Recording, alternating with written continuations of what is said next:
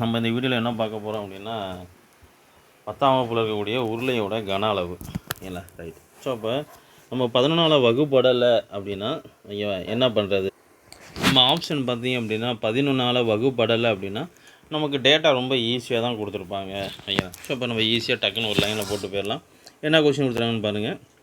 உயரம் 2 மீட்டர், அடிப்பரப்பு ஐயா புதுசாக ஒரு வார்த்தையை யூஸ் பண்ணுறாங்க. அடிப்பரப்பு 250 சதுர மீட்டர் கொண்ட உருளையின் கன அளவை காண்க.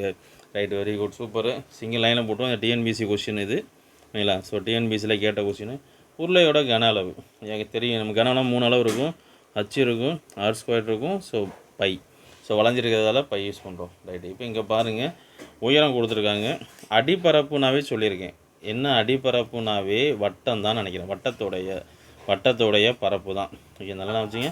அடிப்பரப்புன்னு சொல்லிட்டாவே ஓகேவா, வட்டத்தின் பரப்பு தான் ஓகேவா, பை ஆர் ஸ்கொயர் தான் கொடுத்துருக்காங்கன்னு அர்த்தம். ஏன்னா ரைட். ஸோ இதோட வேல்யூ கொடுத்துருக்கான். எவ்வளோ கொடுத்துருக்கான்? 250ன்னு கொடுத்துருக்கான் ஓகேவா, 250. ஸோ அப்போ சதுர மீட்டர் ஓகேவா, நல்லா நான் வச்சுங்க. சதுர மீட்டராக தான் எல்லாமே கொடுத்துருக்காங்க, பிரச்சனை இல்லை. ஹைட் எவ்வளோ கொடுத்துருக்காங்க? 2. ஸோ 2 சரி, 2 பெருக்கணும்னா 500 ஓகேவா. உருளைங்க கன அளவா? ஸோ இப்போ கன மீட்டர். இல்லை அப்படின்னா என்ன கொடுத்துருப்பாங்க அப்படின்னா மீட்டர் க்யூப்னு கொடுத்துருப்பாங்க. அவ்வளோதான், புரியுங்களா? ஸோ இந்த கணக்கு கேட்ட கொஷின் நம்ம டிஎன்பிசியில் கேட்ட கொஷின். ஸோ அப்போ நல்லா கவனமாக பார்த்துங்க.